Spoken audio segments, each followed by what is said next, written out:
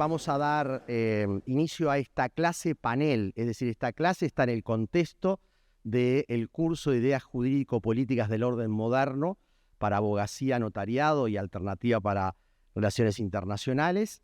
Le voy a dar la palabra entonces en este momento al decano de la facultad. Como veíamos al comienzo de la clase, la institucionalidad de la Universidad de la República es cogobernada y este hemiciclo, el Paraninfo, es el espacio no solo académico, sino también de la gobernanza de la universidad, donde se reúne la Asamblea General del Claustro. Entonces le doy la palabra primero al decano de la facultad, el doctor Gonzalo Lorenzo. Muchas gracias al profesor licenciado Nelson Villarreal. Muchas gracias al profesor Martín Prats por estar aquí presente. Y bueno, saludo también a todos los integrantes del panel inicial de esta jornada. Desde mi punto de vista, que es el institucional, yo quiero nuevamente felicitar la iniciativa de realizar este lanzamiento, digamos, por decirlo de alguna manera, del curso, en este caso a cargo del profesor Villarreal. Pero me parece que es una linda idea que supone un lanzamiento del curso de la disciplina, de la materia. Muchos de ustedes seguramente participaron del curso propedéutico al inicio de este año, un curso que intentaba, bueno, ayudarlos a incorporarse a esta institución, que es la institución de enseñanza terciaria más grande del país.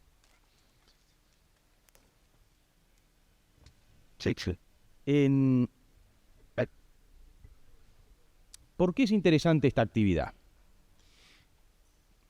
Primero porque abre un debate en una materia que tiene como una de sus finalidades esenciales justamente el análisis crítico y el debate de ideas. Es decir, por supuesto que toda la enseñanza universitaria la tiene, pero en particular esta materia está incorporada en la carrera de Derecho a esos efectos.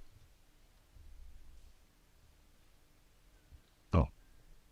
Vamos a esperar a que venga el profesor Iglesias.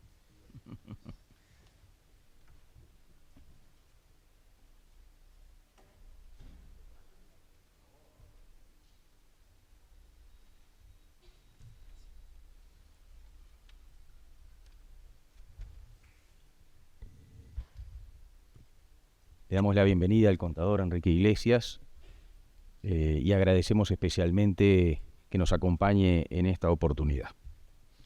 Les decía que esta materia, esta unidad curricular, tiene como una de sus finalidades, está dentro de sus objetivos, justamente el debate acerca de las ideas que conforman el orden jurídico-político moderno. Yo creo que en los últimos puntos quizás empiecen a tratar el tema de la posmodernidad, me parece. No soy especialista en esto. Pero creo que todos tenemos que ser conscientes de que en esta materia lo que vamos a discutir es la historia de las ideas jurídico-políticas. Hay muchas ideas. Durante toda la carrera van a discutir sobre ideas. Y por supuesto sobre muchas ideas jurídicas. Pero por ejemplo, salvo tangencialmente, no van a discutir, por ejemplo, sobre las ideas filosóficas. Tenemos una unidad, filosofía del derecho, pero no sobre las ideas filosóficas en general. Por supuesto que las ideas filosóficas informan parcialmente las ideas jurídico-políticas. Pero no quiero aburrirlos con esto y además no soy la persona indicada para profundizar en esto. Lo que sí me interesa resaltar para ustedes como alumnos iniciales de nuestra facultad es que este análisis en profundidad de las ideas jurídicos, políticas, económicas, sociales, tienen otras disciplinas que se encargan de esto, ¿no? Y también de alguna medida filosóficas, y aquí es donde ustedes van a tener que tratar de ser un poco más autodidactas, ¿sí? Conforman una formación universitaria esencial para el ejercicio luego de las disciplinas que ustedes elijan. Entonces, ese es, por supuesto, uno de los grandes valores de esta unidad curricular, y por algo está también al inicio de la carrera. Es uno de los grandes valores. Pero tienen que ser conscientes de que lo que le aportan los profesores y la institución es parte de lo que ustedes tienen que formarse. Es parte de lo que ustedes tienen que lograr, y mucho de lo que ustedes tienen que lograr lo tienen que hacer por ustedes mismos. Porque de eso se trata la formación universitaria. Entonces, se trata de esta unidad, ideas jurídico-políticas, lo dice el programa especialmente. Y además, en un tiempo limitado. Es decir, lo que los historiadores llaman la modernidad, o el inicio de la modernidad, y hasta probablemente los días actuales. Pero no se trata de toda la historia de las ideas. Por supuesto que esto va mucho más allá del periodo concreto que trata el programa de esta materia. Y la disciplina tiene que incentivar para que ustedes vayan más allá y más atrás todavía en esta historia. Es decir, lo esencial es despertar el interés por el conocimiento del origen de las ideas jurídico, políticas, filosóficas y sociales. El despertar ese interés es el gran desafío que tenemos todos los docentes en la disciplina que nos toca, pero en esta en particular adquiere especial relevancia porque es una base para también entender dónde estamos en el resto de las unidades curriculares. Así que me parece bien interesante que se recurra a este mecanismo de inauguración del curso porque le da una trascendencia particular a la disciplina que la tiene y por eso forma parte de la currícula obligatoria de la carrera de Derecho. Ustedes tienen muchas otras unidades optativas, electivas, esta es obligatoria. Y es obligatoria por esto mismo, porque es trascendente. Así que muchas gracias a los profesores, bienvenidos a todos y mucho éxito en este curso.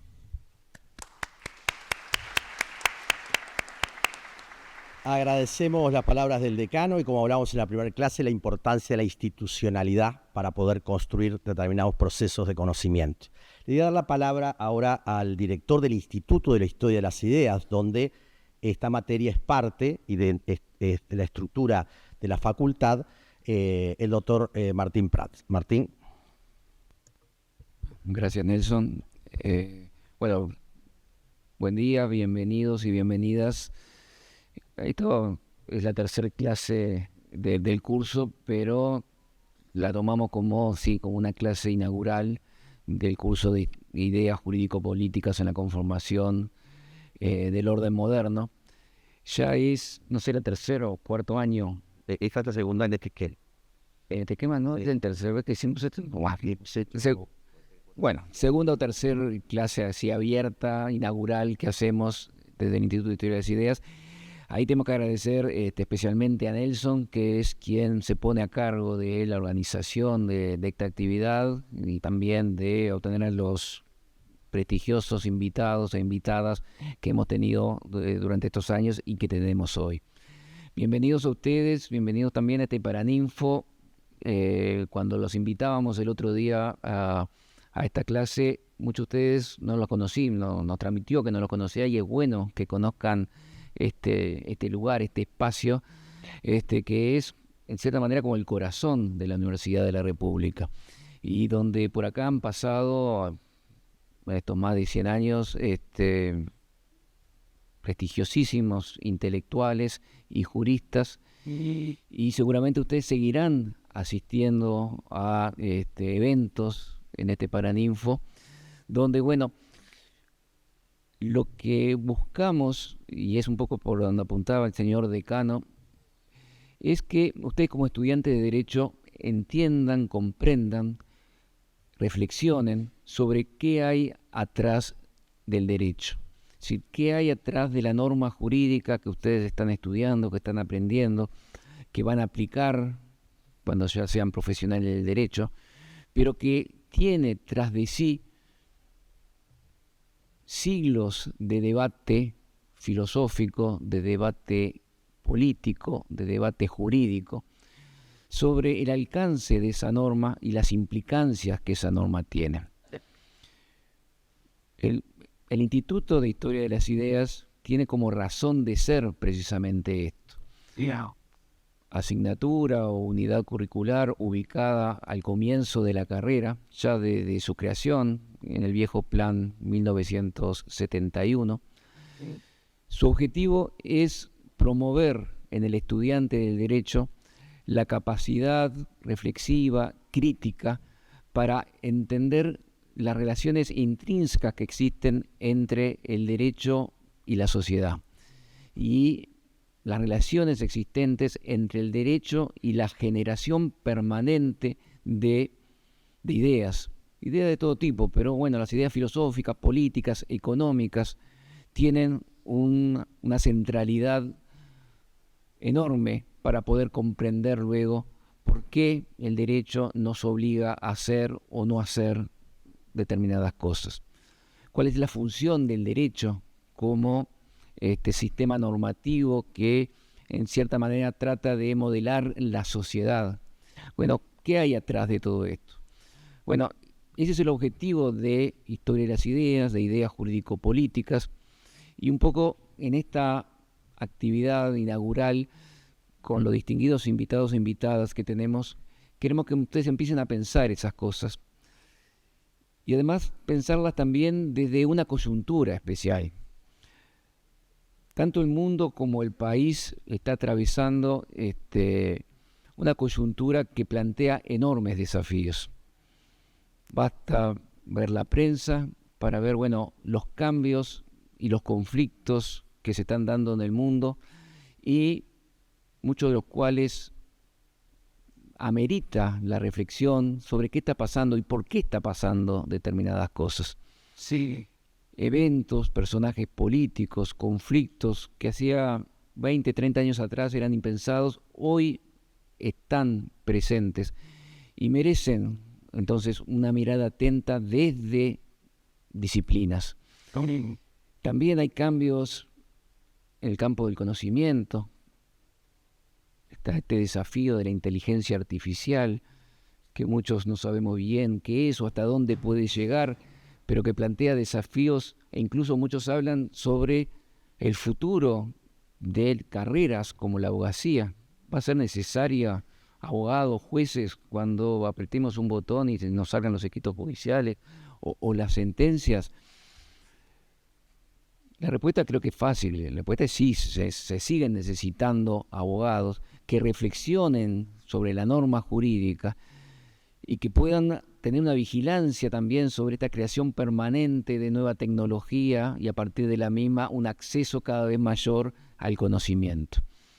Entonces, bienvenidas a actividades como esta, donde de distintas miradas, de distintas perspectivas, podemos empezar a pensar los problemas y a empezar a tener posicionamientos sobre esos problemas. El curso de Historia de las Ideas o Ideas Jurídicas Políticas es un primer semestre del primer año de una carrera larga que ustedes van a tener. Pero nosotros, como instituto, queremos sembrar esa semilla para que este espíritu cuestionador, crítico, permanezca durante toda su carrera como estudiante y durante toda su carrera como profesionales del derecho. O sea que, bienvenidos, aprovechen oportunidades como esta y seguramente nos volveremos a ver en actividades de este tipo. Muchas gracias. Agradecemos las palabras del director del Instituto de Historia de las Ideas. Vamos a despedir al decano y van a subir los integrantes del panel. Los nombraré luego cuando estén ya sentados. Muchísimas gracias, señor decano. Gracias por invitarme, por favor.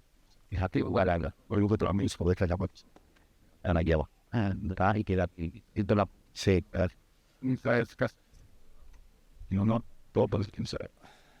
Vayan sentándose con aliento, no hay problema, después vamos a dar la continuidad. Bien, aprovechamos para los avisos puntuales respecto a el que preguntaban algunos estudiantes. Esta clase para los estudiantes de mi curso vamos a luego relevarlo en un trabajo, por lo cual es bueno que tomen notas. ¿Sí? Bien.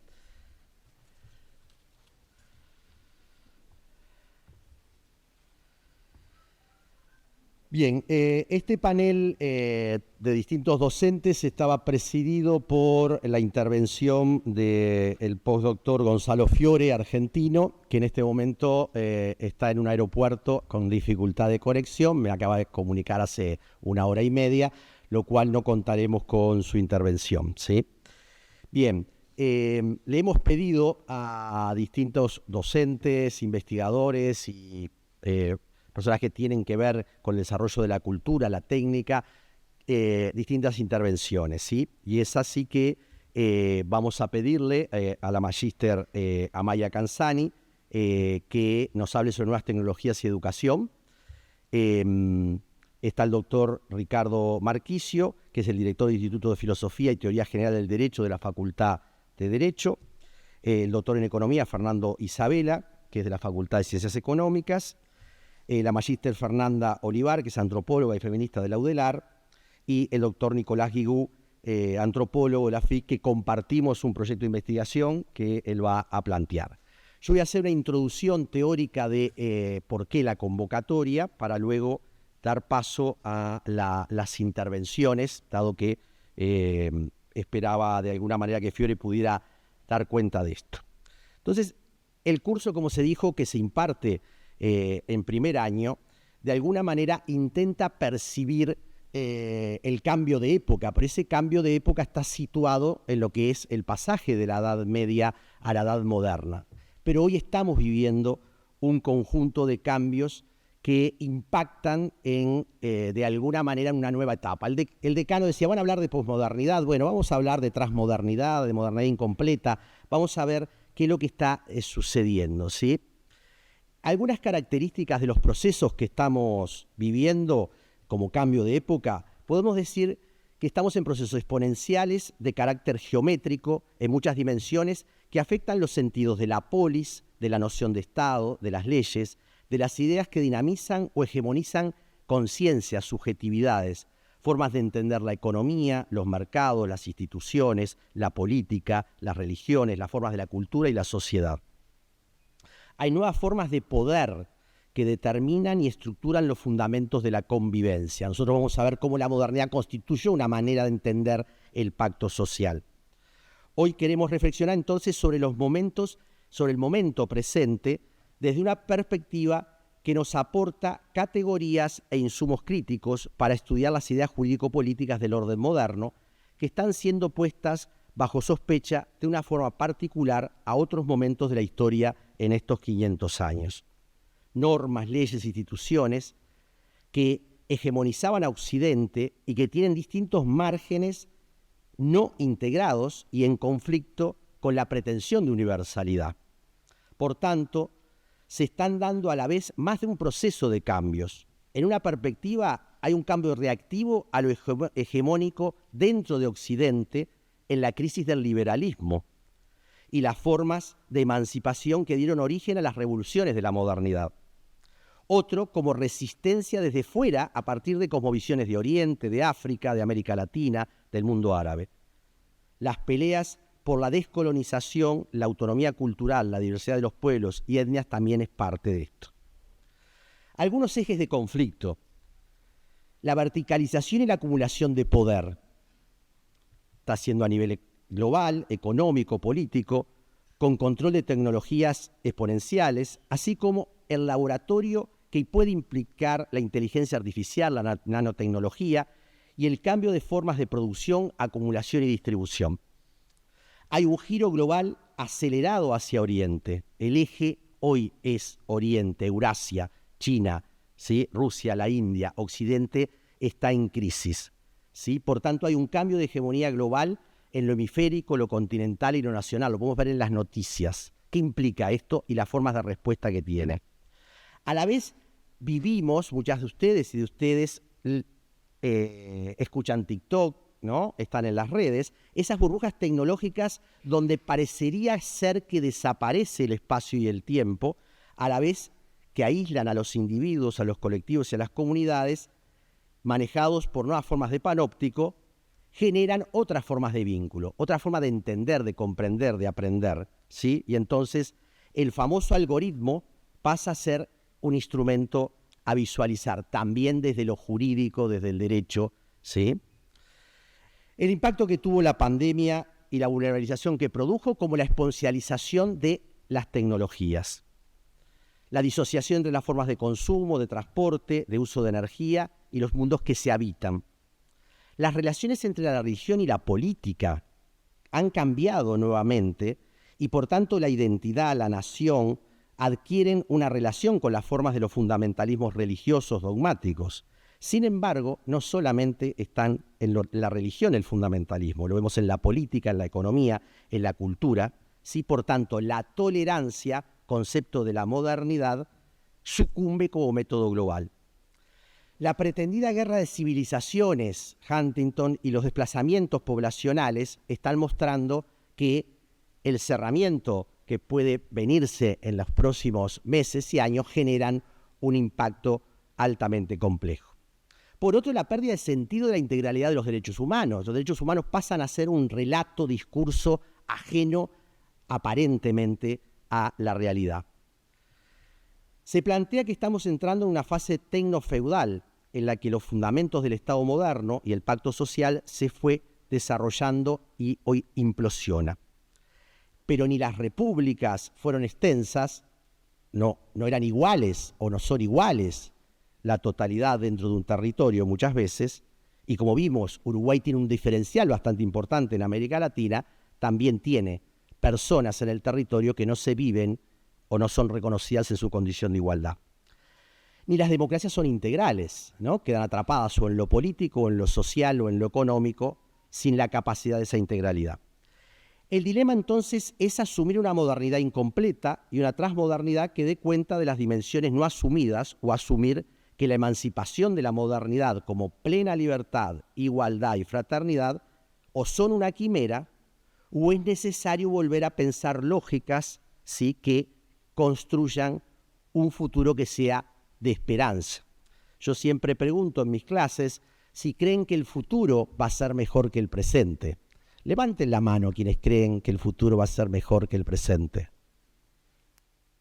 Bien, en mi generación levantábamos todos la mano. El desafío que tenemos es ver que la historia no es ni lineal ni un eterno retorno. La historia es una espiral ascendente donde en el recodo que estamos hacia abajo, ¿sí?, supone de que perder la intuición, la esperanza y la racionalidad de un mundo de convivencia es renunciar al humano, ¿sí? Y es parte del desafío que tenemos en este curso para visualizar y trabajar estas ideas. Bien, simplemente era para enmarcar algunos mojones de lo que queremos que este panel, que va a cerrar y va a ser comentado por el contador Enrique Iglesias. El contador Enrique Iglesias, que tiene apenas 94 años, ¿no? Yo tengo un amigo de 103, como le digo, que es Edgar Morén, o sea que el más joven es Enrique, y después Belela Herrera con sus 97. Tres grandes referentes que nos hablan de pensar el mundo a pesar de las crisis y dificultades. Y por eso un sabio de esa edad nos puede decir lo que vio y lo que es necesario tomar también en cuenta. Le voy a dar entonces la palabra ahora a la maestra María Calzani, y que se mantengan los siguientes minutos al final. Bien, muchísimas gracias. Hola, ¿qué tal? Buenos días para todos. Antes que nada, para empezar, me gustaría hacer una pequeña encuesta, así que voy a precisar que levanten la mano con rapidez, porque son varias preguntas. Primero, quiero saber quiénes de ustedes ha utilizado la inteligencia artificial en la última semana. Ok. Ahora, ¿quiénes de ustedes ha utilizado Instagram o TikTok en la última semana? Bien. ¿Y quiénes de ustedes ha utilizado Google, Google Maps o YouTube? Bien. Finalmente, ¿quiénes han utilizado alguna tienda online como Mercado Libre, Amazon, Tienda Mía, Temu en la última semana o en general? Perfecto. Bien, como vemos, la inteligencia artificial todavía no está tan democratizada como las redes sociales, pero está en buen camino. Ahora los invito a pensar un poco conmigo.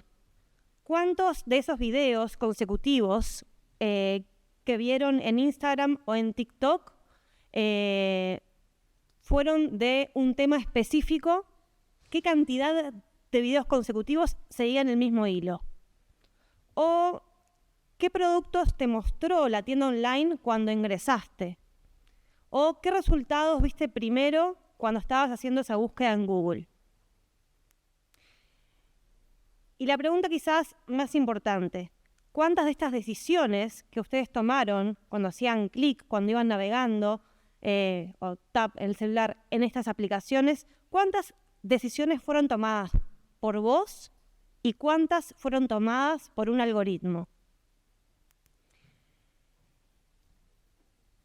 La revolución tecnológica provocada por el boom de la inteligencia artificial no solo se debe a herramientas como ChatGPT, que son de orden público y acceso para todo el mundo.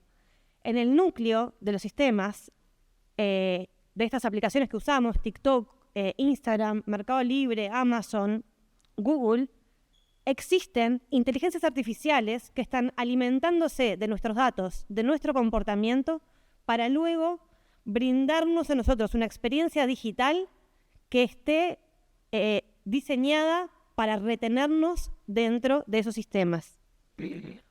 ¿Por qué? Porque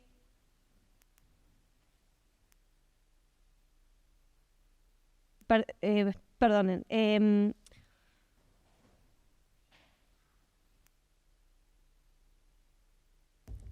Lo que yo estaba intentando decir es que estos modelos no analizan en nuestro comportamiento porque sí, sino que utilizan esa información para obtener un rédito,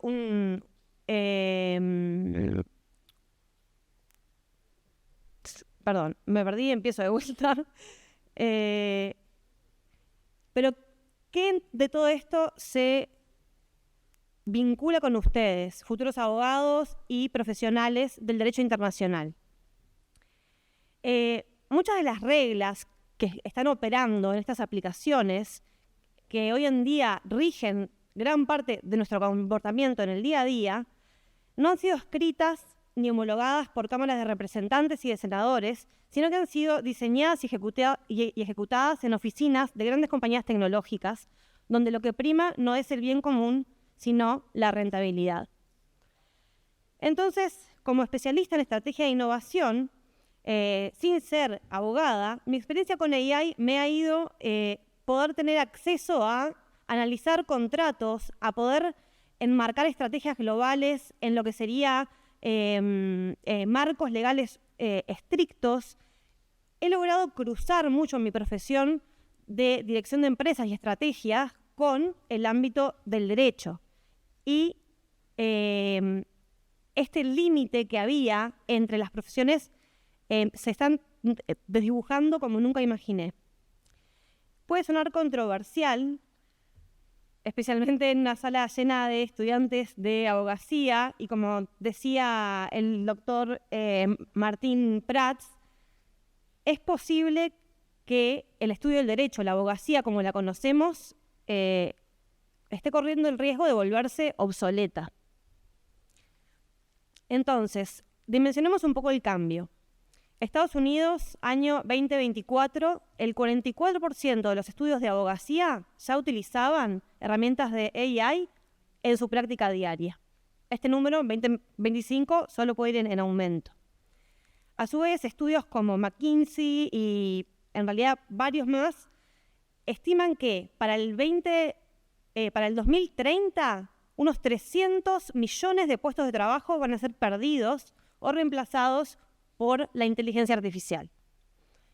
¿Y qué significa todo esto para nosotros? ¿Qué significa este cambio de época? para nosotros como sociedad.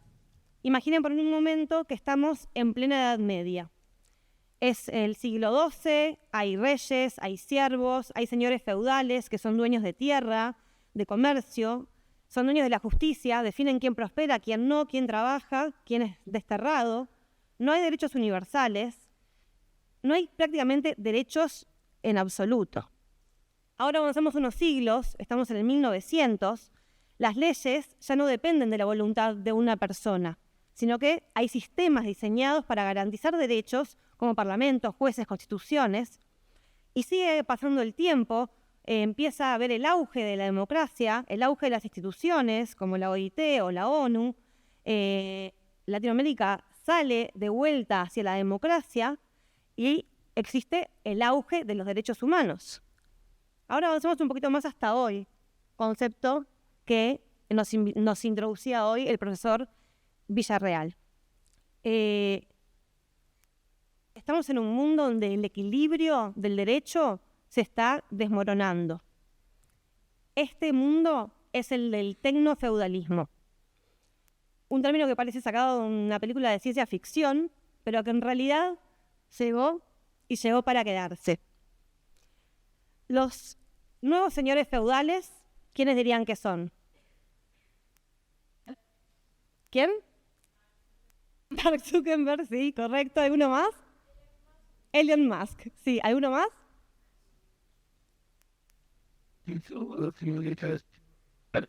Y los CEOs de los sistemas financieros. Exacto.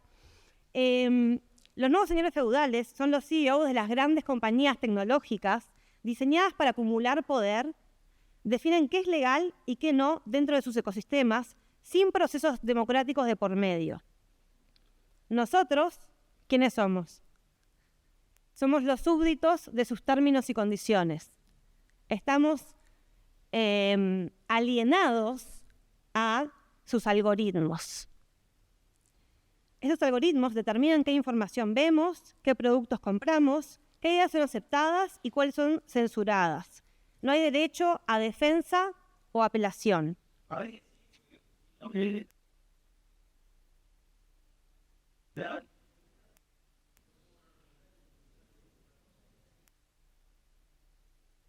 Es correcto.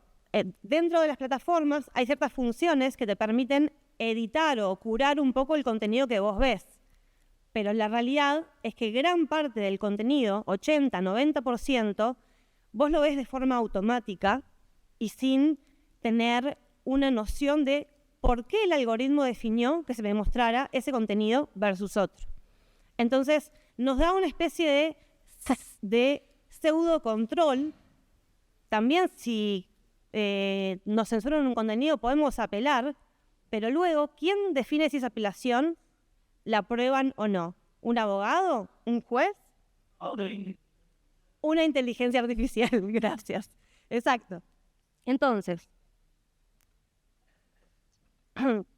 estas Big Tech funcionan como mini gobiernos, regulando nuestra privacidad, nuestros negocios, el acceso a la información que tenemos, y mientras tanto acumulan y acumulan poder en esto que se llama economía de datos. Se alimentan de nuestros datos para luego retroalimentarnos con funciones, productos o directamente vendiendo nuestros datos a el mejor postor. Hay 3 casos bastante inquietantes donde esto está impactando el derecho en el ámbito legal.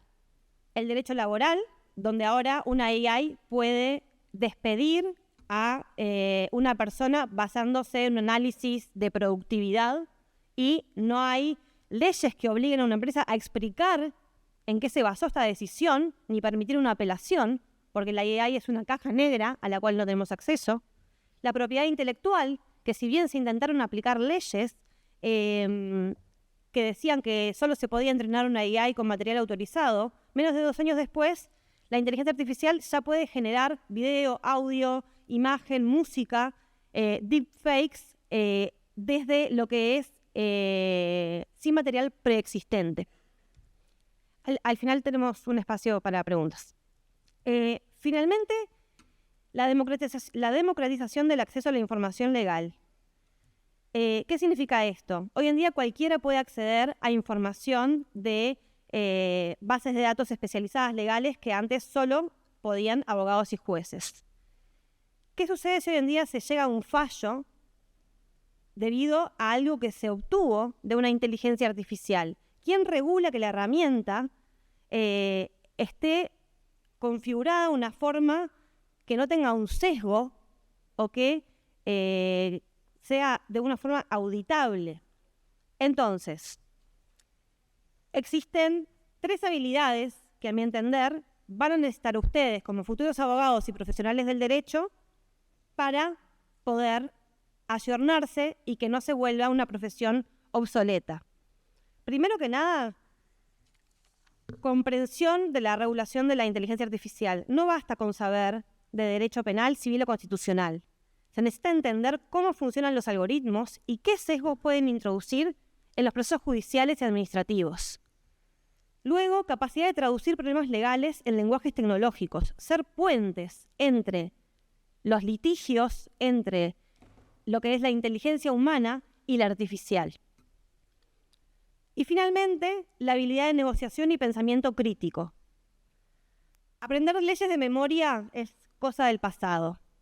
Los sistemas educativos deben ayornarse y ponerse al día, porque si no, estos nuevos modelos, donde estas inteligencias, que son en realidad lenguajes generativos de conocimiento, son ya expertas. ¿Qué no puede hacer la AI? Persuadir con intención, leer entre líneas en una negociación, interpretar un contexto social, político y humano de una forma crítica, cuestionando, dudando, reflexionando y tomando decisiones basadas en valores y dilemas éticos. Para cerrar, solo me quedan decir que ustedes están empezando su carrera en un momento único en la historia, tanto del derecho como del mundo. La historia nos ha demostrado una y otra vez que los cambios de época tienen consecuencias irreversibles. La revolución industrial redefinió el trabajo, el Internet redefinió la información y la inteligencia artificial redefinió el conocimiento y con ello el poder. No es solo el rol del derecho lo que está en juego, sino también el rol de ustedes, su rol como abogados y como profesionales del conocimiento. El derecho está en crisis, pero también en transformación, y los abogados del futuro no solo interpretarán la ley, sino que podrán llegar y liderar la creación de un nuevo marco legal con un impacto profundo en la sociedad. La pregunta que me queda para hacerles es: ¿qué tipo de profesionales del derecho quieren ser en esta nueva era? Muchas gracias. Muy bueno. Muchas gracias, Amaya. Centraste la discusión como venimos dialogando hace unos años. Amaya fue alumna mía en la Universidad Católica y luego como profesional me ha interpelado mucho. Le agradezco pilones su aporte. Sé que los tiempos son acotados y bueno, intentemos buscar que podamos dejar un espacio para los estudiantes. Le voy a dar la palabra ahora y vieron que vamos a ir zigzagueando entre cuestiones más concretas y más abstractas al doctor Ricardo Marquicio, de Filosofía del Derecho, también un compañero y amigo acá de la facultad. Bueno, muchas gracias en primer lugar al profesor Nelson Villarreal, porque siempre tiene estas ideas de organizar actividades de este tipo que son sumamente valiosas en cuanto al conocimiento, digamos, cruzado, ¿no?, entre distintas disciplinas de la facultad. Y el tema propuesto está muy bueno, es bastante complejo y requiere como una reflexión. Hay como muchas cosas que se podrían decir, uno podría ir en distintos sentidos, pero lo que yo voy a aprovechar entonces es para hacer una presentación mínima de lo que es nuestra disciplina. O sea, nosotros somos docentes de Filosofía del Derecho, damos un curso de Teoría del Derecho que los estudiantes de Abogacía específicamente lo van a tener en el 5º año. Los estudiantes de Relaciones Internacionales tienen una versión bastante acotada de ese curso en primer año, o sea que si acá estudiantes de Relaciones Internacionales lo conocerán. Pero entonces, bueno, lo que yo voy a hacer es un poquito presentar los problemas básicos de la disciplina y hablar y reflexionar a propósito de un cambio de época. Voy a empezar por ese punto primero, que es el de la consigna, en materia de ideas, de ideas de lo que un poquito más afinadamente se puede llamar paradigmas conceptuales sobre una cierta disciplina, es bastante complicado hablar de cambio de época, porque muchas veces el cambio de época solo se percibe a posteriori, se percibe y hay incluso un uso conflictivo de la idea de cambio de época. Es decir, en el caso del Renacimiento es bastante paradigmático, porque probablemente la percepción de cambio de época no era tal en el Renacimiento, y el cambio de época fue un poco sobreapreciado por los renacentistas, y luego los medievalistas intentaron rescatar la idea de que el cambio de época no era tan radical, o que al menos representaba una transición muy gradual. Entonces, eso siempre conviene tenerlo presente, ¿no? Es decir, probablemente los que puedan hablar en materia de ideas jurídicas de cambio de época sean quienes reflexionen sobre esto en 100 años o más, no sé. Por ahora nosotros podemos observar ciertos fenómenos, y es cierto que hay una percepción de cambio de época, y yo voy a explicar en qué me parece a mí que puede haberla. Y en qué uno puede decir que los tiempos han cambiado en periodos muy cortos. Por ejemplo, creo que cuando yo empecé a hacer docencia en esto, hace unos 20 y pico de años, demasiados, el paradigma operativo jurídico era bastante diferente, y voy a explicar en qué consistía esa diferencia. Pero no sé si eso permite hablar de un cambio de época propiamente. También eso voy a reflexionar un poquito sobre eso. ¿Qué es el derecho? Bueno, ya se habló un poco antes de eso, hablaron el decano y habló el profesor Prats también el derecho es una disciplina compleja, es un ámbito de investigación complejo, discutible y conflictivo.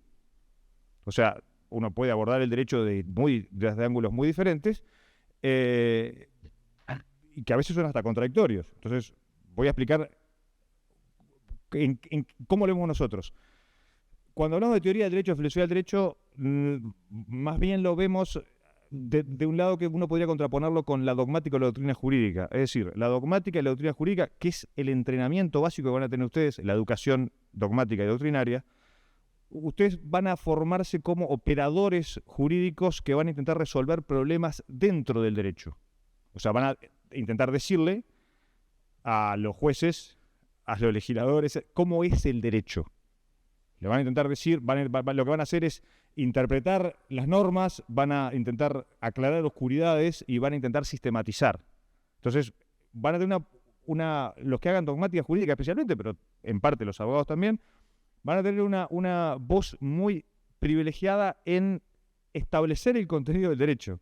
O sea, aunque no son legisladores, sí tienen una parte sustancial en la forma en que la gente entiende al derecho y concibe el contenido del derecho.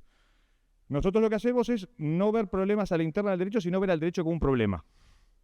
Entonces, viendo al derecho como un problema, uno reflexiona sobre algunas perplejidades que tiene el derecho. Por ejemplo, cuál es su naturaleza esencial, en qué sentido es normativo, comparado con otras fuentes de normatividad, como por ejemplo la moral, ¿verdad? Y qué es lo que en definitiva hace que algo sea jurídico, ¿no?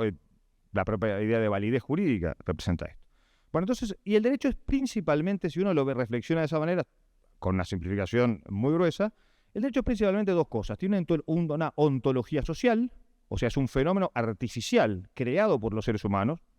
No hay derecho que no sea creado por los seres humanos, por eso es social, la ontología social es artificial, y es subjetiva en el sentido de que el derecho es como la moneda, si no se acepta, no existe. Si el derecho de una comunidad no es reconocido y aceptado a largo plazo, deja de existir. No es como los objetos naturales, digamos. Pero al mismo tiempo, el derecho es normatividad. Es decir, el derecho crea estándares normativos, crea reglas y normas sobre cómo debemos comportarnos. Es esas dos cosas. Es un objeto social que al mismo tiempo es normativo. Entonces, esas dos cosas van a estar en tensión toda la vida en el derecho. Es decir, uno identifica el derecho porque hay personas que crearon derecho, autoridades en una estructura de normas. Hay legisladores, hay jueces, hay administradores, pero al mismo tiempo siempre el derecho establece criterios sobre cómo debemos comportarnos. Esos criterios pueden ser correctos o incorrectos, pueden ser justos o injustos, pueden ser extremadamente injustos incluso. Y siempre, por lo tanto, vale la pena reflexionar sobre ellos. Por lo tanto, el derecho siempre va a estar mezclado con las prácticas, involucrado con las prácticas sociales, pero al mismo tiempo va a estar involucrado con la moral y aspectos normativos de otro tipo, de pactos valorativos en sentido amplio. Entonces, sobre esto se reflexiona en la teoría y la filosofía del derecho desde la antigüedad, desde el momento en que hay ley. La ley es una creación antigua que no ha existido en todas las civilizaciones, sino en algunas. Es decir, cuando hay ley, hay una promesa de justicia, porque la ley implica tratar los casos iguales de la misma manera. Sí, es una promesa de eso. Los gobernantes, cuando crean legislación, de alguna manera ceden algo de poder. Están prometiendo justicia.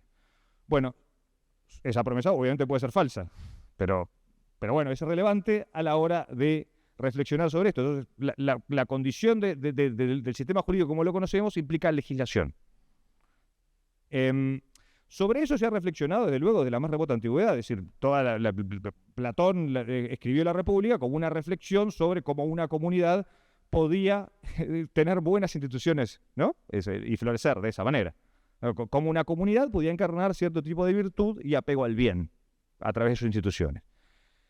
En la modernidad, lo que cambia esencialmente es que estas instituciones están al servicio de un mundo fragmentado valorativamente, donde no hay, digamos, una idea del bien única, para decirlo en los términos que plantea Platón. Sobre eso hay dos respuestas interesantes de la modernidad.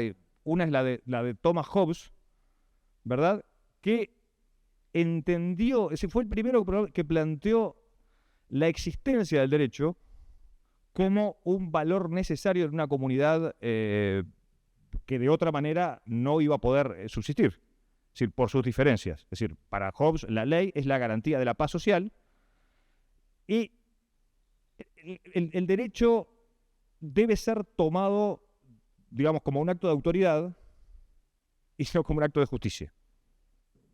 Principalmente. El derecho existe porque es un acto de autoridad. Pero, claro, el fundamento es un fundamento de alguna manera es de valorativo, racional, pero el derecho debe ser identificado de esa manera. Kant, que fue, digamos, probablemente el gran filósofo de la modernidad, el que intentó articular mejor los problemas sociales con los valorativos, planteó que el derecho era un orden de libertad. El derecho hacía posible la libertad de las personas y las instituciones tenían un papel esencialmente formal en establecer obligaciones jurídicas, ¿verdad? Pero al servicio de un orden de libertad que es un orden moral. Es decir, la justificación moral de las instituciones sigue siendo el centro de la teoría del derecho, además del reconocimiento de la existencia. Lo que pasó en el siglo XIX es que surgió un paradigma que es el positivismo conceptual.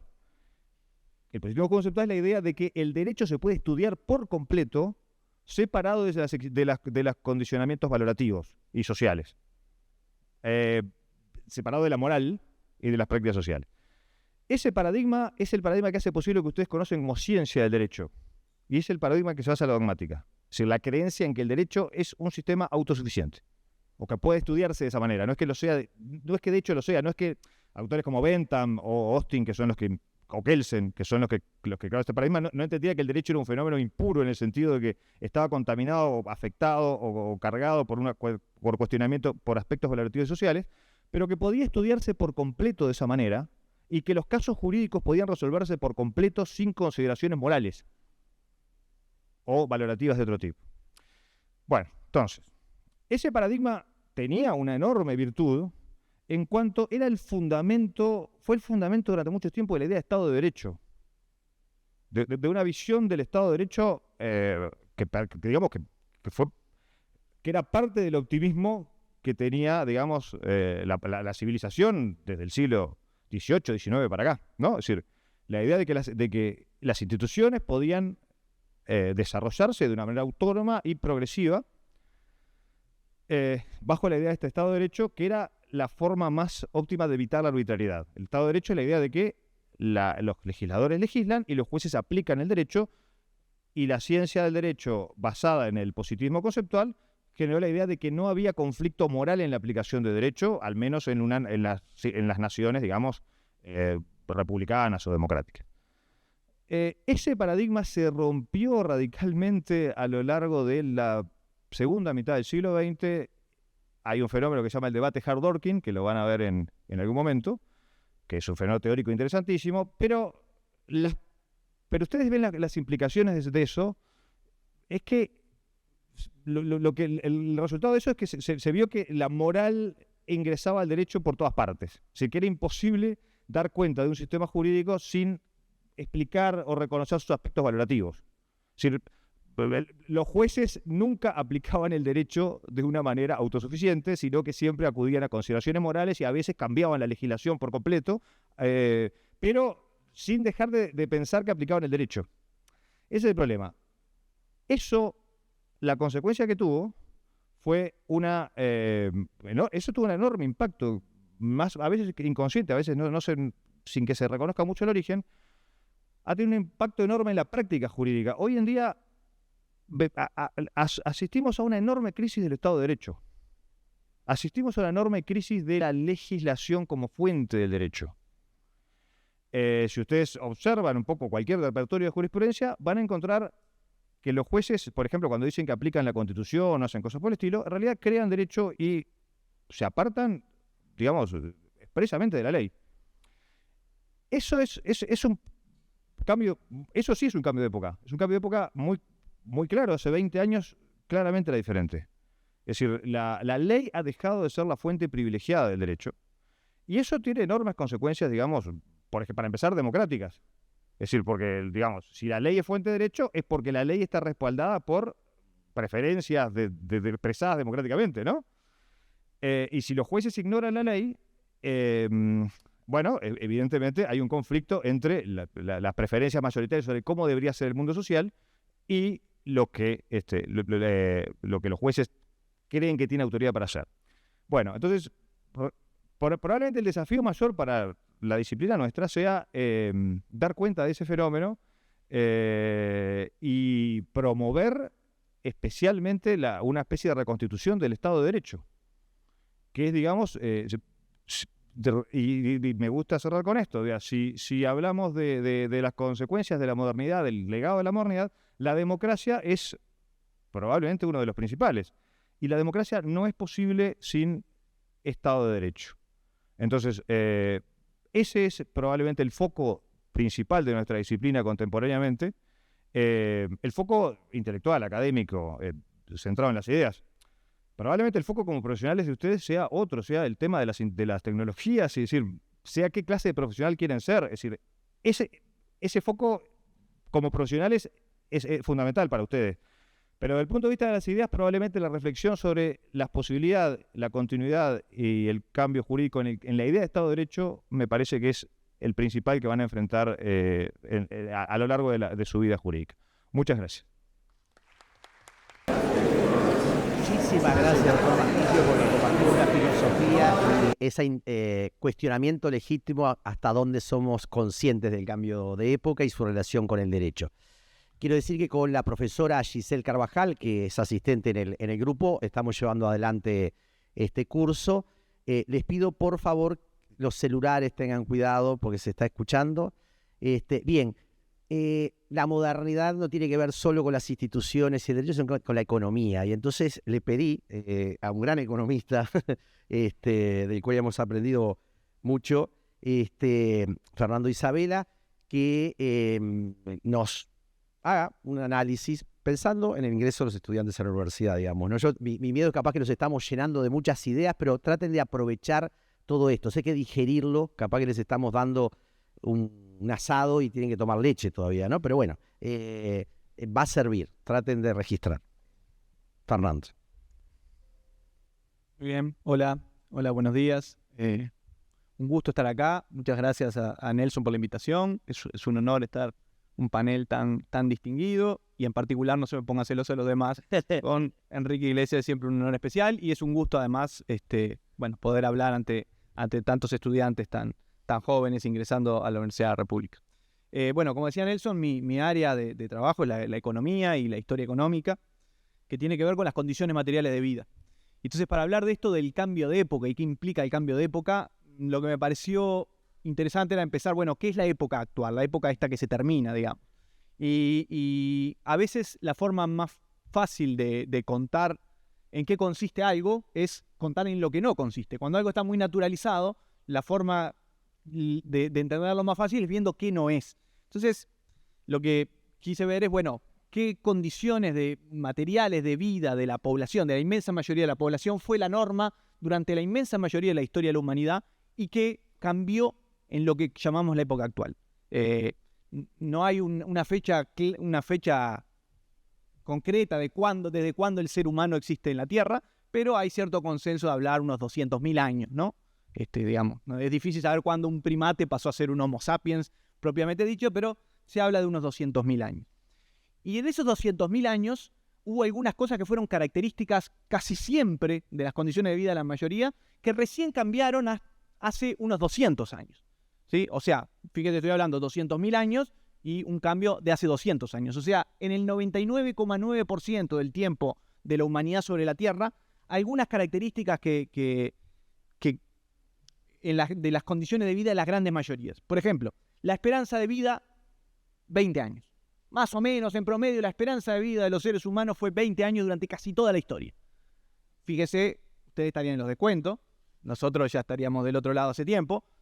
Eso obviamente es un promedio, la esperanza de vida es un promedio. Es en promedio cuánto vive una persona, ¿no? Y obviamente había personas, si ustedes miran la edad de los reyes y demás, que vivían hasta los 70, los 80 años, pero la contracara de eso es que muchísima gente vivía mucho menos. De hecho, más de la mitad de los niños en general morían antes de ser adultos. O sea, lo normal era que la mayoría de los niños murieran antes de ser adultos. Incluso eso era algo que las parejas ya contaban. Bueno, pensando en periodos más actuales, ya contaban con eso y tenían hijos sabiendo que algunos no iban a llegar adultos. Y morían los niños fundamentalmente por enfermedades, por hambre y por violencia. Las tres características fundamentales. Las mujeres tenían normalmente en promedio entre 9 y 10 hijos a lo largo de su vida. Eso era lo normal, sin ningún control sobre sus cuerpos. Y eso determinaba que a los 40 años, las pocas que llegaban, porque como vimos la mayoría no llegaban a los 40 años, a los 40 años las pocas que llegaban estaban descalcificadas, deformadas, exhaustas, enfermas, ¿no? Eso era también lo normal. A pesar de esta enorme natalidad, digamos, de que las mujeres tuvieran en promedio 10 hijos, 9 hijos cada una, la población era muy estable, ¿no? De hecho, en historia económica se habla de la trampa malthusiana, que era como el mecanismo que regulaba la población en la mayor parte del tiempo de la humanidad sobre la Tierra. ¿Y a qué refiere eso de la trampa malthusiana? Que la población vivía al límite de la supervivencia. Es decir, había gente hasta que alcanzaban los alimentos. Y si había cualquier problema que disminuyera la disponibilidad de alimentos, por ejemplo, problemas climáticos, lo que pasaba era que morían literalmente de hambre miles de personas y eso ajustaba a la población. ¿Sí? Y eso era algo absolutamente normal. Esta situación más o menos se controlaba en los casos en los que existían civilizaciones, es decir, una organización social superior que, entre otras cosas, podía permitir guardar parte de los excedentes de alimentos de un año para el año siguiente, pero aún así hay muchos casos de civilizaciones que desaparecieron justamente por variaciones climáticas. El clima era un determinante fundamental de la existencia y las condiciones de vida de la gente. De hecho, si vemos la cantidad de población, la cantidad de seres humanos sobre la Tierra, hasta el año 1800, o sea, durante el 99,9% de la existencia de la población, en el año 1800 se calcula que más o menos se llegó a 1.000 millones de personas. ¿Sí? O sea, llevado 200.000 años llegar a 1.000 millones de personas. En los 200 años posteriores se multiplicó por 8, ¿no? Hoy somos unos 8.000 millones, si no algo más en este momento. El 90% de la población durante todo este larguísimo periodo era rural, es decir, no vivía en grandes agrupamientos, lo que hoy llamamos ciudades, sino que vivía en pequeños grupos. Y desde el descubrimiento de la agricultura para acá, fundamentalmente vivían de trabajar la tierra. ¿Sí? Casi todas las personas morían a menos de 30 kilómetros donde habían nacido. Y en general nunca habían salido de ese entorno. Eso era también lo normal de esa época, de ese enorme periodo. Los niños trabajaban, a veces desde que caminaban por sí mismos, en el mejor de los casos de los 12 o 13 años, y eso fue así hasta avanzado el siglo XX. ¿no? Niños de 12, 13 años trabajaban como algo normal. Y bueno, como ustedes saben, sigue siendo así en algunos lugares, aunque por suerte creo que no es la característica de la época actual. La esclavitud y la servidumbre, o sea, el trabajo forzado, fue normal durante la mayor parte de la historia de la humanidad, y lo sufrían especialmente los pueblos conquistados, personas raptadas de sus comunidades, a veces vendidos por sus propios jefes, caciques, reyes, normalmente personas de otras etnias, de otro aspecto, de otra creencia religiosa, eran los que sufrían eso. Cuando hablamos de esclavitud estamos hablando de personas sin derechos, que eran propiedad de otro, que podían venderse y comprarse o heredarse. El analfabetismo fue siempre superior al 90%, y obviamente estoy hablando después del desarrollo de la escritura, es decir, la gente en general no solo no sabía leer, era preso de la ignorancia, no tenía acceso a ningún sistema educativo, a ninguna posibilidad de educarse, de desarrollar sus capacidades. Las sociedades eran fundamentalmente sociedades de castas. ¿Qué quería decir eso? Que una persona tenía asignado su trabajo y su lugar social desde que nacía, por el hecho de que nacía, y se moría haciendo ese mismo oficio. Eso era lo normal casi siempre. De hecho, leía un libro recientemente como en algunos lugares, en Inglaterra en particular, los apellidos refieren al oficio de la familia, ¿no? Entonces, los Baker eran los panaderos, los Potter eran los ceramistas, los Smith eran los que trabajaban con metales. Es decir, eso daba la pauta de cómo una persona, por el lugar donde nacía, iba a desarrollar un cierto oficio, y sus hijos iban a desarrollar el mismo oficio, y los hijos de sus hijos iban a morir trabajando. Entre otras cosas porque no existía ningún sistema de protección social. La gente trabajaba hasta que se moría. En fin, ese fue el resumen. Me estoy controlando en el son, lo tengo acá. Ya pidas que... Ahí va. Bueno, esto es para dar la pauta de lo que es la época actual. O sea, la época actual lo que implica es que todas esas cosas que fueron lo normal durante la inmensa mayoría de la existencia de la humanidad sobre la Tierra cambiaron y han sido diferentes. En algunos casos tremendamente diferentes, en otros casos no tanto, pero han sido diferentes. Entonces, desde una perspectiva económica, ¿cuáles fueron las ideas que acompañaron ese cambio de época que ha sido tan reciente, como vimos, ¿no? Y que dieron pauta a lo que fue la época, lo que es o fue la época actual? Bueno, a mí se me ocurrieron varias y todas ellas hoy están muy cuestionadas, ¿no? Capaz que la primera, la importancia de la división social del trabajo. ¿Qué es esto de la división social del trabajo? Es que en cualquier grupo lo mejor es que algunos se especialicen en hacer algunas tareas y otros en otras, ¿no? Y después intercambien entre ellos. Eso da lugar al comercio. Y cuando esto pasa a ser a nivel de agregados nacionales, se habla de la división internacional del trabajo. Es decir, algunos países se especializan en un cierto conjunto de tareas de producción de bienes o servicios y otros se especializan en otros, y el comercio permite mejoras para todos. Esta es una idea que ha sido muy discutida en términos, bueno, ¿en qué condiciones mejoran todos? No en cualquier condición, pero en general se ha visto como una fuerza de progreso muy importante.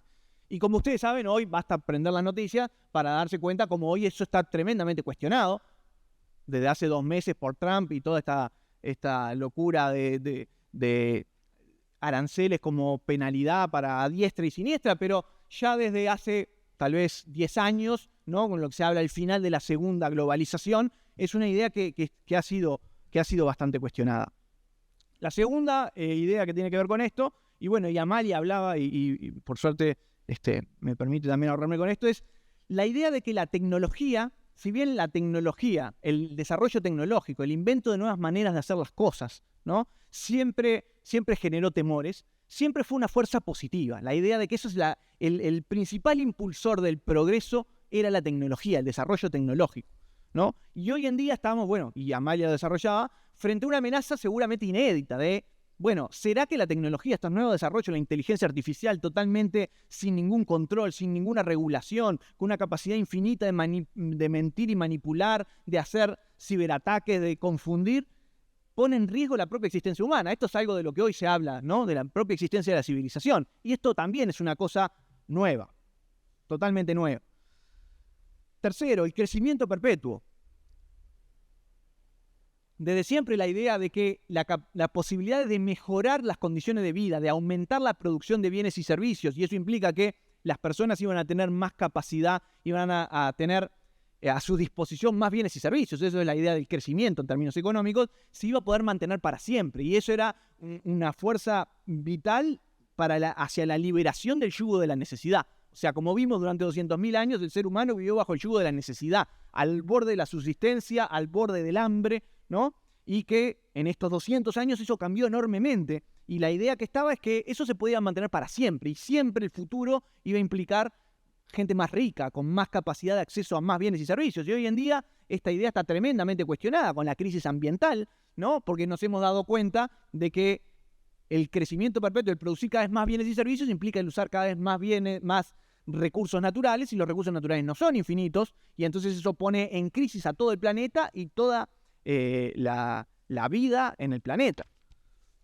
Y finalmente, la última, es la idea de la igualdad entre las personas, ¿no? Que esta es una idea, parece muy importante de esta época, fijando el comienzo de esta época como quieran, ¿no? Capaz que una idea que se universaliza con la Revolución Francesa, que es muy anterior, pero que se tradujo en derechos de todo tipo, derechos humanos, derechos a la vida, a la libertad, derechos políticos y también derechos sociales, ¿no? La idea del acceso a la educación, a la salud, a servicios básicos como el agua, la electricidad, los transportes, era una base fundamental para la libertad de las personas. Nadie podía ser libre si no tenía acceso a esas cosas básicas que le permitían, lo mínimo es desarrollar sus capacidades en condiciones de igualdad, ¿no? Y la contracara de eso es, bueno, para que eso sea posible, para que eso sea así, se necesita un Estado que brinde esos derechos, que brinde esos servicios, y eso, para que el Estado pueda brindar esos servicios, tiene que cobrar impuestos a uno para poder brindar todos esos servicios. Y hoy en día hay movimientos políticos que cuestionan a fondo esta idea, ¿no? Y llegan al extremo de decir cosas como que todo impuesto es robo y que el Estado es peor que la mafia. Este nivel de extremismo era inimaginable hace 20 años y hoy en día lo vemos en la tele todos los días. Así que, como ven, todas estas ideas están en profunda revisión. Así que La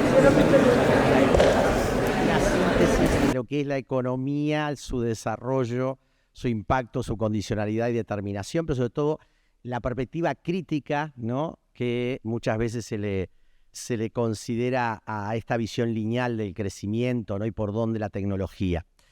Bien, ahora le voy a dar la palabra a la magíster Fernanda Olivar. Yo decía que el pensamiento de ese sujeto universal, ¿no? Que tiene su centralidad en Europa, ¿no? Ese pensamiento eurocéntrico del cual somos parte, no pudo ver los márgenes, y los márgenes implosionan.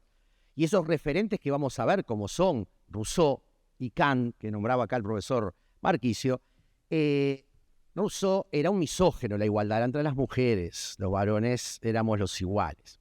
Y Kant, los europeos eran de alguna manera la humanidad desarrollada y por tanto era racista. Y entonces introducir la capacidad crítica respecto a esto me parece fundamental y le agradezco nuevamente a Fernanda, que ha sido siempre un gran aporte en todos estos espacios. Fernanda. Bueno, muchas gracias Nelson por la invitación, a Giselle. Bienvenidos y bienvenidas a todos y a todas, y gracias a los compañeros de la mesa también por compartir. Bueno, yo voy a comenzar Perdón, pensando... tu PPT estaba, No te preocupes. ¿no? No te preocupes. Estaba a mano. Mira, ahí lo van a poner. Igual no es necesario. Está bien. Prefiero no usarlo. Bueno, está. Sí, gracias. Bueno, para comenzar, pensar en el cambio de época desde la disciplina que me formé, que fue la invitación que me extendió Nelson, y por los caminos también que he tomado dentro de ella, voy a comenzar pensando, bueno, qué es lo que caracteriza ese cambio de época en la disciplina de las ciencias antropológicas, ¿no? Yo creo que la antropología, en tanto ciencia humana y social, tiene además un origen colonial. Los y las antropólogas tenemos que entender, saber que eran quienes relevaban los datos, la información sobre las culturas, sobre los pueblos colonizados, para llevar a las autoridades imperiales y así generar las condiciones más favorables para esa expansión, ¿no? Entonces, su nacimiento dentro de los contextos de expansión imperial, su función en la justificación de la dominación colonial y la forma en que sus primeros estudios se centraron en las culturas no europeas, consideradas exóticas, consideradas primitivas, fue lo que dio inicio a la antropología académica. De allí en más, y con muy diferentes gradientes, la antropología se vio envuelta en todas y cada uno de los acontecimientos de la humanidad, no solo produciendo conocimiento, sino además realizando introspecciones y desarrollando una vigilancia epistémica que le ha permitido en su joven existencia, en su joven historia como ciencia académica, realizar muchos cambios. Comienza siendo entonces una herramienta de producción de conocimiento para beneficiar el control colonial, desde donde se exotizaba la otredad con una mirada teórica, metodológica, epistémica, que como bien decían los compañeros anteriormente y como bien decía Nelson en la introducción, era eurocentrista, era blancocentrada y además profundamente androcéntrica. El sujeto cognoscente por excelencia, entonces, y legítimo productor de las ideas, era el hombre blanco europeo, ¿no? El mismo que encarna además el sujeto universal, al sujeto universal desde y para el cual se va a generar la noción también de derechos humanos. El pretendido universalismo occidental se despliega con fuerza a través de las ciencias en general y de la antropología en particular, a pesar de ser esta disciplina una disciplina centrada, dedicada a conocer y entender las diferencias humanas. Así, luego de la era inaugural de la antropología académica, de la mano del evolucionismo, surge una tradición teórica conocida como particularismo histórico y el relativismo cultural, que si bien remece a la disciplina, digamos, no logra desarmar las profundas raíces europeizantes ni la jerarquización supremacista que ésta fomentaba.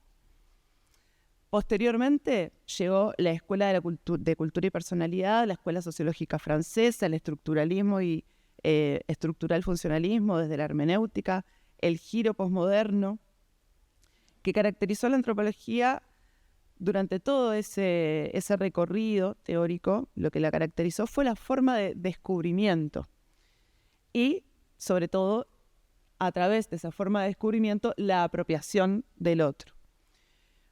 Un descubrimiento que en la mayor parte de los casos podríamos llamar de encubrimiento, ¿no? En tanto, aunque menos comprometida con los intereses imperialistas, el vínculo desarrollado con las poblaciones objeto de estudio, subrayo objeto de estudio, fueron de subordinación, falta de reconocimiento epistémico y extractivistas. La apertura ontoepistémica, donde se comenzaron a poner en cuestión las ideas civilizatorias arraigadas en las ciencias y también en la antropología, llegan bien entradas el siglo XX, ¿no? A raíz de lo que la globalización significó para el orden sistémico. Donde lo exótico se redefine, la otredad ya no se encuentra tan lejos, donde se acortan las distancias y se desdibujan las fronteras. Hoy el cambio de época en la antropología puede visualizarse entre varias cuestiones en la urgente necesidad de pensarse en relación con otros actores sociales que, organizados de diferentes maneras, han creado movimientos, podríamos llamar antisistémicos, que teorizan sobre la situación del mundo, que leen, que interpretan, que decodifican analíticamente el estado de situación de diversas áreas de la vida. Y que además, con ello, generan reclamos de liberación, de descolonialidad, ¿no? Y demandan el reconocimiento cognitivo de lo acumulado, como también la posibilidad de ser protagonistas y participantes directos y activos de lo que se produzca, es decir, que ya no se estudie sobre, sino con y muchas veces para ellos. En tanto, entonces, el proyecto civilizatorio implantado desde la colonia se ve consolidado en la Revolución Francesa y sigue siendo el mismo proyecto en su búsqueda de libertad, igualdad y fraternidad, aunque con otros encuadres, aunque con nuevas interpretaciones y también con tensiones políticas nuevas. Es entonces necesario cuestionarnos el concepto de universalidad primero, para luego explorar cómo las nociones de democracia, de ciudadanía y de derechos pueden ser cuestionados en la actualidad. Como plantea Adilson Moreira, es un abogado afrobrasilero, el discurso jurídico, si se representa como expresión del funcionamiento de parámetros racionales y universales, puede ser utilizado para difundir ideologías que pretendan legitimar proyectos de dominación.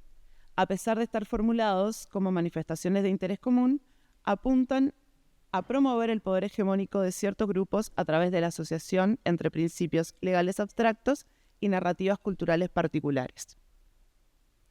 Así vemos, entonces, cómo, mientras la Revolución Francesa clamó por libertad, igualdad y fraternidad, las colonias imperiales y las colonias francesas inclusive siguieron existiendo y existieron hasta hace muy poco tiempo al margen de estos principios civilizatorios que en teoría eran para todos y todas.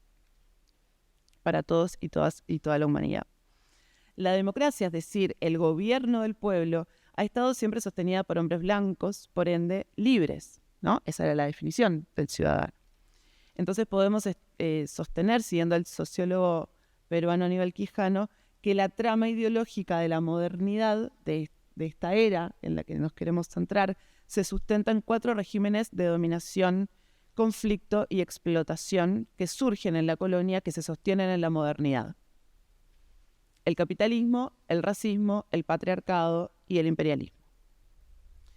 El Estado, los estados, el Estado nacional, parece haber obstruido la posibilidad de la descolonización en su más amplio sentido, político, económico, pero también filosófico, epistémico, cultural e identitario.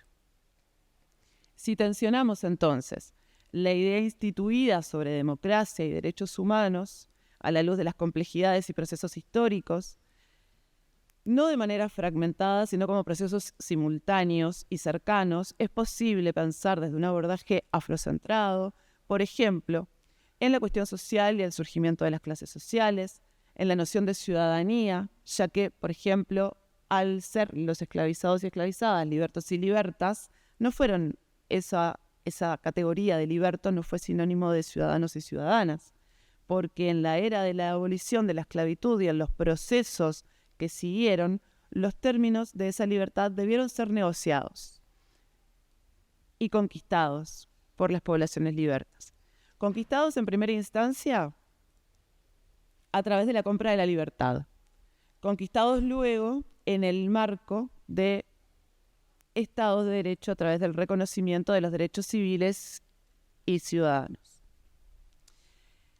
Ser liberta implicaba para la persona vivir en libertad, pero bajo el yugo de los resultados de la esclavitud, es decir, sin educación, sin propiedad o posibilidades de adquirirlas, es decir, sin posibilidades materiales de existencia, ni leyes o mecanismos legales que le garantizaran revertir concretamente esa situación y así vivir una ciudadanía plena y en condiciones de equidad. Hoy en día, esto se materializa en las brechas de acceso a la justicia, en la sobrerepresentación de la población racializada y afrodescendiente en particular, en el sistema penitenciario, etc. Por eso es que algunos autores, y hay una tradición, una escuela de pensamiento interdisciplinario, podremos decir, que argumentan que la post-abolición es un proceso que aún está en marcha. Si pensamos cuál es el punto ciego de la hegemonía cultural de Occidente, sin duda es lo racial y más específicamente la idea de la blanquitud, ¿no? Como un sistema de creencias que hila a la modernidad. Es decir, la jerarquización racial del orden colonial basada en la ideología supremacista que ordena, que clasifica y que por tanto jerarquiza las relaciones entre las poblaciones y que aunque con cambios o incluso con mejoras en ciertos aspectos para las poblaciones y personas racializadas, incluso así pervive y lamentablemente goza de buena salud. Es preciso entonces que integremos esta idea en los análisis críticos en todas nuestras disciplinas de la blanquitud, esta idea de la blanquitud. Ya voy cerrando. Ya que al silenciarse en el debate sobre lo racial reproduce la idea de la normalidad, por tanto la universalidad que radica en la blanquitud, y con ello no solamente se narra y se construye a sí misma como el punto cero de la humanidad, sino que perpetúa la idea de la otredad como inferioridad. Y para terminar, es necesario partir del entendido de que, como dice Leigh Mullins, una antropóloga afroestadounidense, el análisis antropológico del racismo falló en convertirse en una perspectiva significativa para nuestra disciplina, por lo menos hasta ahora. Actualmente en la antropología tenemos varios enfoques teóricos, metodológicos que han comenzado a plantear la posibilidad de generar formas de hacer antropología aportando y posibilitando poder superar ciertas prenociones y, sobre todo, el etnocentrismo. Si la colonialidad del poder es una forma de control que va más allá de la colonización formal y que sigue estructurando la vida social, política, económica, cultural, los estudios decoloniales son una perspectiva que, al enfocarse en las consecuencias del colonialismo y sus efectos duraderos sobre las sociedades, sobre las culturas y sobre los pensamientos, puede aportar un enfoque para repensar los pactos sociales, revisar las normas impuestas socialmente y avanzar hacia la superación de las desigualdades contemporáneas.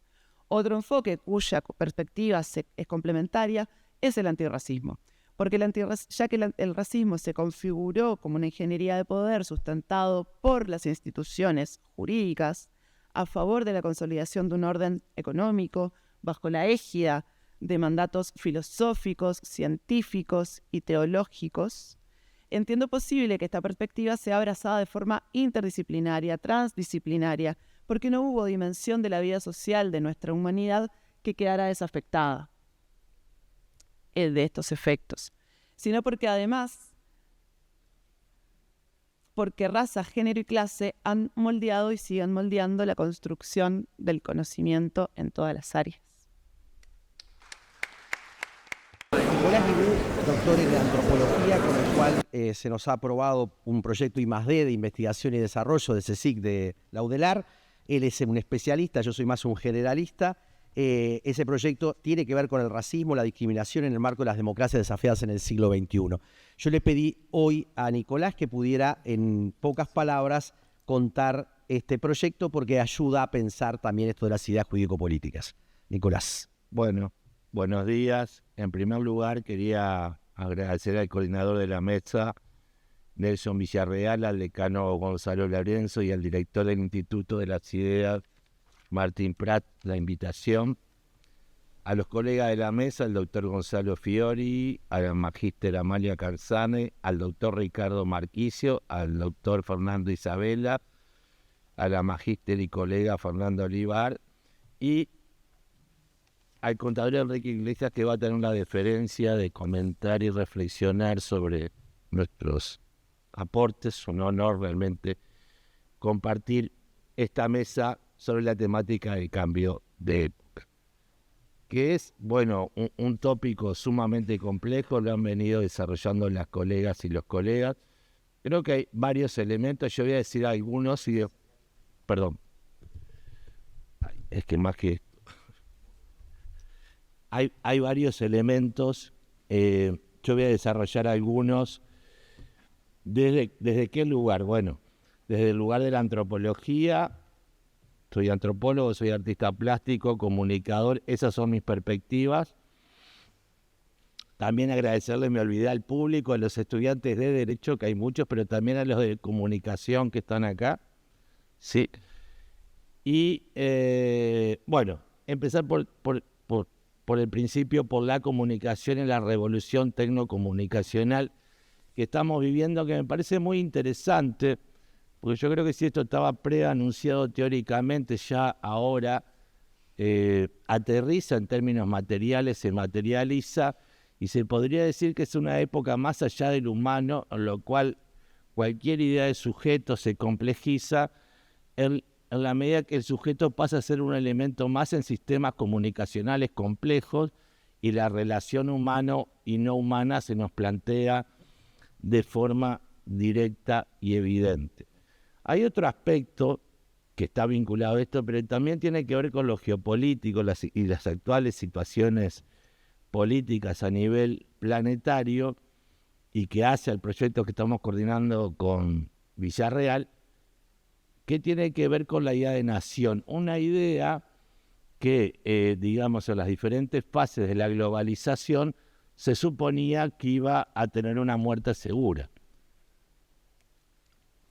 Sin embargo, nos encontramos ahora con el reavivamiento del concepto de nación, sobre todo reformulado a partir de estas guerras cruentas que estamos viviendo en diferentes partes del planeta, pero también, y por eso una de las ideas de nuestro proyecto es el concepto de nación desafiada y de democracia desafiada.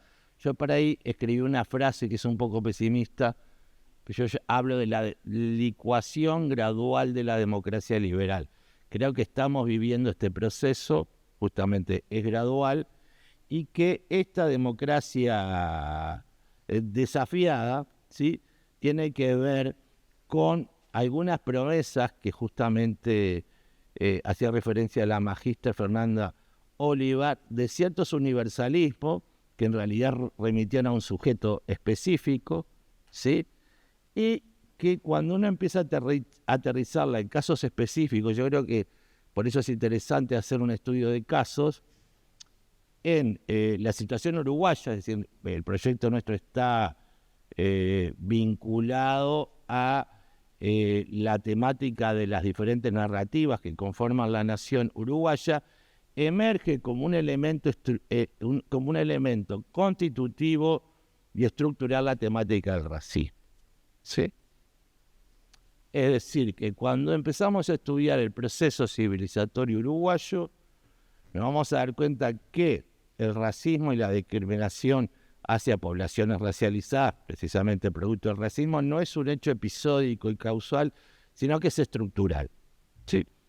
Esto a través de diferentes indicadores, bueno, también lo ha asegurado Naciones Unidas y otros organismos internacionales competentes, pero me interesaba plantear justamente cómo la democracia y las diferentes mitologías que conforman la democracia nacional desde su constitución a la fecha ha poseído y posee elementos que producen y reproducen ese racismo estructural y, bueno, y también lo que yo llamo racismo envolvente en una racionalidad muy peculiar, porque fíjense que cuando hablamos de la modernidad, yo siempre pienso, ¿cuál modernidad? ¿Es la modernidad uruguaya, la modernidad europea? En América Latina no hubo Edad Media, en esta región no existió la Edad Media. ¿Cuáles son nuestros filósofos? ¿El Uruguay es parte de Occidente? Es raro, un país con nombre guaraní, ¿será parte de Occidente el Uruguay? ¿No? Yo a esto le llamo, tomando una frase de Kafka, que decía el deseo de ser piel roja, yo le llamo el deseo de ser blanco, ¿no? Y ahí voy al concepto de la blanquitud, que también la colega Fernanda Olivar menciona, que me parece muy importante porque la blanquitud se manifiesta como una suerte de racionalidad universal y totalizadora, y cuando uno piensa en los ejemplos de la democracia y piensa la temática de la blanquitud y el racismo, se va a encontrar con que filosofemas y mitemas que constituyen algunos ejes la democracia liberal vernácula nacional, no solo no evitan el racismo estructural y envolvente, sino que son reproductores del mismo. ¿Sí? Y aquí voy a decir algo que es medio complejo. Ustedes saben que el Uruguay es uno de los países más laicos del mundo, y eso nos da una enorme ventajas culturales, muchísimas ventajas culturales, pero también hay formas, o en todo caso derivas de esa laicidad, cuando asume formas de laicismo radical, que no es laicidad, es laicismo radical, que no solo afecta a lo religioso y el espacio de la creencia, sino también afecta las dimensiones culturales vinculadas al espacio de lo religioso y las creencias en varios niveles.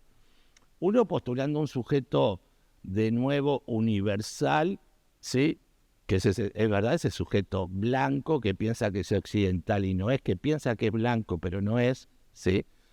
La blanquitud no es solo una cuestión fenotípica, y que por eso mismo este laicismo que no es incluyente, aunque se manifiesta como universalista, produce y reproduce este racismo estructural y envolvente, del cual es tan difícil de salir porque nos cuesta mucho visibilizarlo, porque los propios mitos fundantes de nuestra democracia liberal y ejemplar nos impiden incluso visualizar el problema. Esto pasa también cuando estas formas de racismo que estamos estudiando con Nelson y el equipo se vuelven racismo institucional, ¿sí? Es decir, cómo las instituciones están permeadas de ese racismo estructural, reproducen ese racismo estructural y a veces, las declaraciones de una universidad antirracista para mí son fundamentales, son un antes y después, pero en la medida que no vayan acompañadas de prácticas concretas, quedas, ¿sí?, justamente en una situación, bueno, de declaración que es relevante, pero hay que seguir constituyendo y reconstituyendo propuestas. El racismo institucional es excluyente sin mover un solo dedo. El racismo institucional está tan instalado en todos nosotros que ni siquiera lo percibimos y por lo tanto creo que una mesa como esta puede permitir y permitirnos pensar cómo, si bien es muy difícil quebrar con ese racismo estructural que nos caracteriza como país y como sociedad, sí que interpelaciones puede haber desde el espacio institucional, desde el espacio del conocimiento y del espacio especialmente de la Universidad de la República, ¿sí? Creo que ese es un gran desafío, ¿sí? Un gran desafío que tenemos. Y también cómo pensar que un discurso de este orden que plantea el racismo estructural e institucional nos interpela hasta los aspectos más profundos de nuestro ser aquí. Y en ese sentido, bueno, nuestro proyecto va a trabajar sobre diferentes narrativas de la nación, de las comunidades afroindígenas y cómo se mueven en estos espacios institucionales y no institucionales.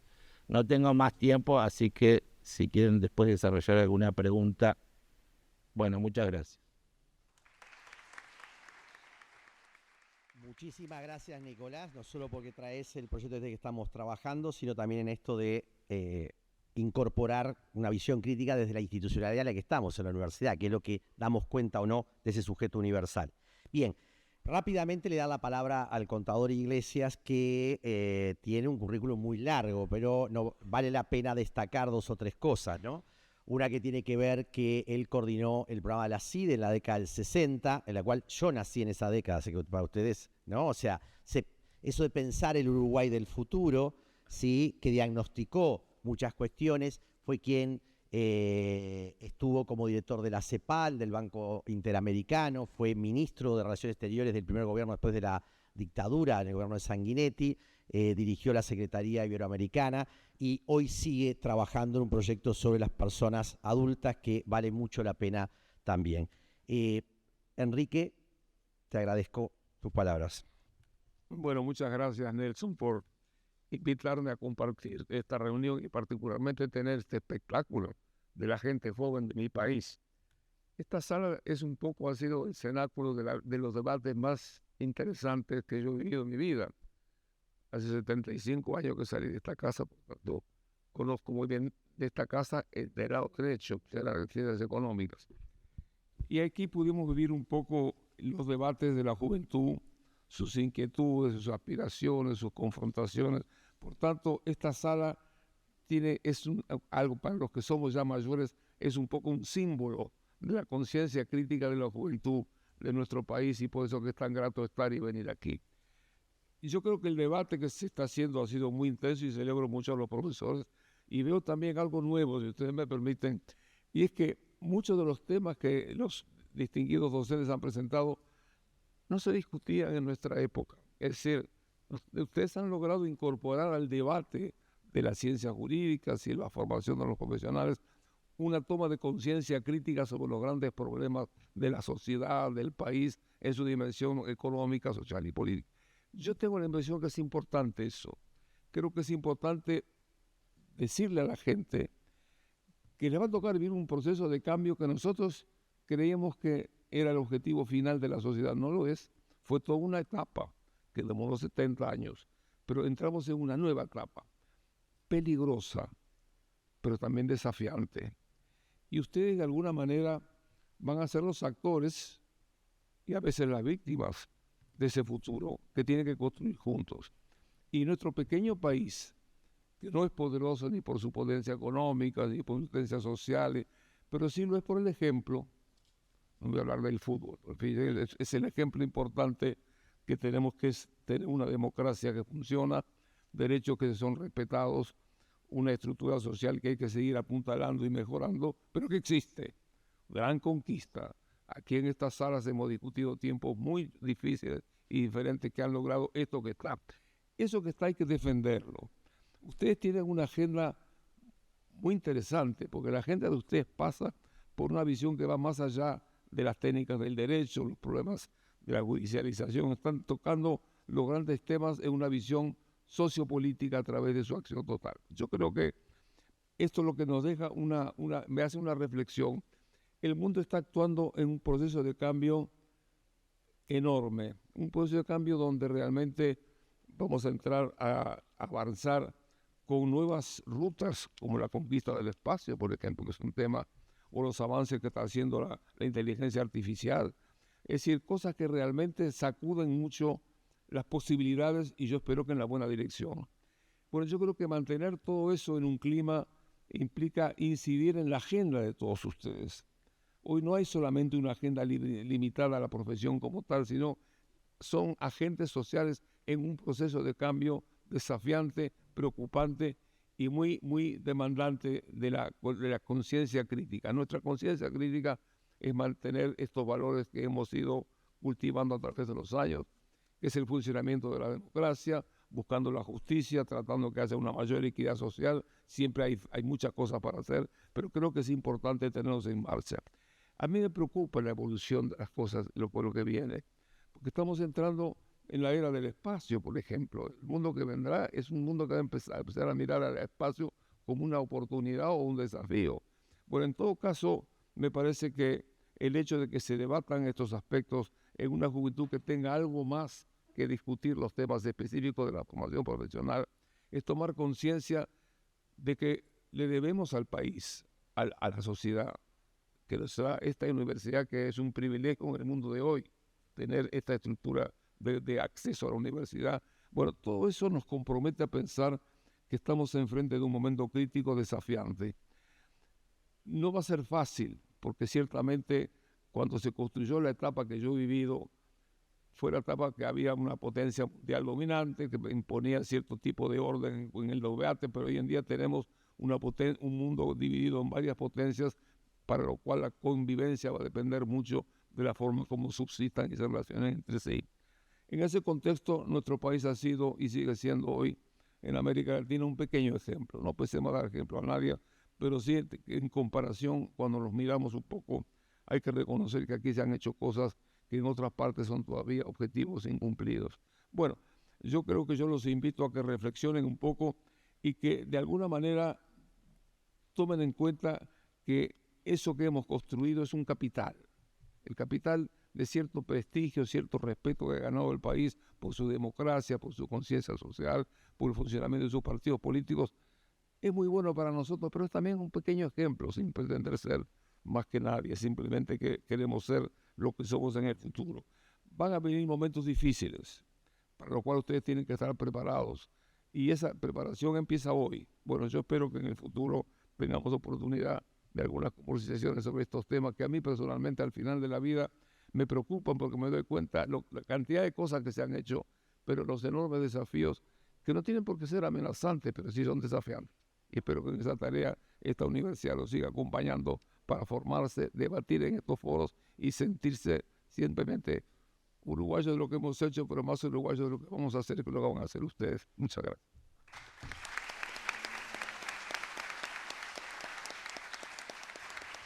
Muchas gracias, Enrique, ¿no? Con apenas tus 24 años, todo lo que nos seguís aportando.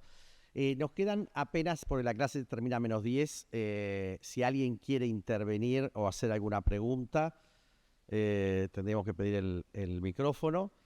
Si no, voy a dar paso a que si alguien de la mesa quiere retomar algo puntualmente, y si no, bueno, damos por concluida esta clase. Agradecemos mucho a todo el panel, a los estudiantes y al contador Iglesias, porque nos abre la mirada a estos desafíos.